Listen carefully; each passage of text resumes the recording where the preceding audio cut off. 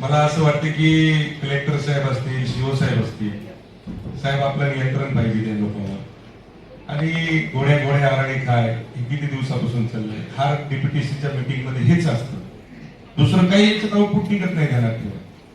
आपण कधीही बोललं की तुम्हाला सांगतो आपण दुसऱ्या मीटिंगला बसलो की तुम्हाला सांगतो याच्या व्यतिरिक्त दुसरं काहीच निघणार नाही, हेच निघणार. तर मला असं वाटतं की अशा अधिकाऱ्यावर ताबडतोब आपण कारवाई करा. लगेच तुम्हाला सांगतो आता बोंबल्याला त्या सीओ साहेबांना तुमच्या पैशातून किती दिवसाचं म्हणलो तुम्हाला, पोत्रा पीएससी ला माणसं नाहीत, इकडचे तिकडे फेकायले, तिकडचे तिकडे फेकायले, इकडचे तिकडे फेकायले. कॉन्ट्रॅक्टचे कर्मचारी सुद्धा इकडचे वसमतचे नाव घ्यायला नाव घ्यायचे, वसमतला हिंगोलीचे काय घेणे देणे तुम्हाला? मला याचं उत्तर द्या जरा. काय संबंध आहे तुम्हाला? काम करू द्यायचं नाही का लोकांना? तुम्हाला काम करू द्यायचं नाही का तुम्हाला?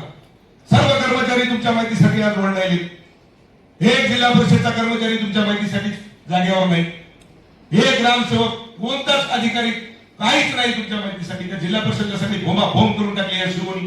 काय चाललंय तुमचा? मनमानी कारभार आहे का तुमचा? हा काय चाललंय सांगा ना, त्याला प्रश्नाचं उत्तर द्या. का तुम्ही तुमच्या माहितीसाठी त्या पोत्र पीएससी लोक तुम्ही दुसरीकडे टाकून दिले? वारंवार सांगूनही तुम्हाला त्या ठिकाणी तुम्ही माणसं दिले नाही, कशामुळे दिले नाही? हा कॉन्ट्रॅक्टचे पदार्थ जे कर्मचारी होते तुम्ही इकडच्या तिकडे फेकता. काय संबंध आहे तुम्हाला फेकण्याचा? पैसे लागतात का तुम्हाला? काय लागतंय तुम्हाला?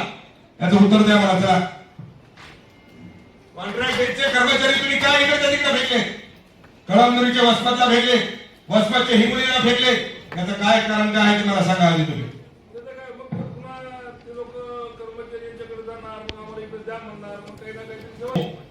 हे शिक्षक तुमच्या माहितीसाठी एखाद्या शिक्षकाला सांगा की शिवचं काम बरोबर आहे का म्हणून.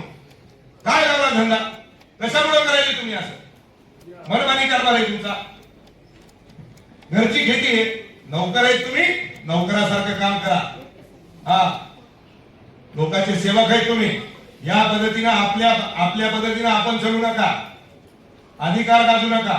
लोकांसाठी कामासाठी आलेले तुम्ही इथं ध्यानात ठेवा. कशामुळे दिले नाही पीएससीचा? मला तुम्ही प्रश्न द्या, ते उत्तर द्या त्याचं. तुम्हाला वारंवार सांगूनही त्या पीएससीला तुम्ही आतापर्यंत ही कर्मचारी डॉक्टर त्या ठिकाणी दिले नाही. का दिले नाही? आदरणीय पालकमंत्री साहेब, बेसिकली आरोग्यामध्ये एका ठिकाणी एकेका पीएससीला 19 वर्ष 20 वर्ष झालेले लोक होते. आता खासदार साहेबांनी सांगितलं की आरोग्याची मोठ्या प्रमाणात बोंब आहे आणि एका ठिकाणी एका 3 वर्षापेक्षा 5 वर्षापेक्षा किंवा एका तालुक्यात 10 वर्षापेक्षा जास्त कर्मचारी होते. त्यामुळे इथली जी काही आरोग्य यंत्रणा होती, आरोग्य सुविधा दिल्या जात नव्हत्या, लिथार्जी आली. त्यामुळे त्या कर्मचाऱ्यांच्या स्वतःच्या मागणीनुसार, त्यांच्या मागणीनुसार त्यांना आवश्यक असलेल्या पीएससीला दिले. मी कोणत्याही पीएससी म्हणून आमचं हरवलेलं नाही. पुत्रा पीएससीला काम करणारे जे लोक होते त्यांनी स्वतः विनंती केली की आम्हाला पुत्राला नको. चुकीचं बोलू नका, चुकीचं बोलू नका, ध्यानात ठेवा. आमदार साहेब मला बोलू दिला. अरे चुकीचं बोलू नका. डीएचओ सांगा तुम्ही उठा.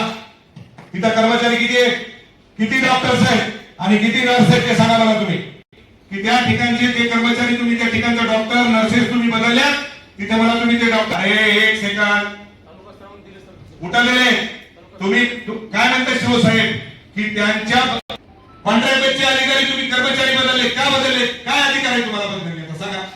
सर कॉन्ट्रॅक्ट बेसिसवरची जी नाही, अहो तुम्हाला अधिकार आहे का सांगा मला अध्यक्ष महोदय.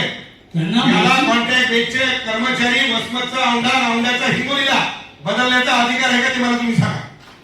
त्याच्यामध्ये साहेब की एखाद्या पीएससीला अहो अधिकार आहे का ते मला सांगा, बाकीचं सांगू नका.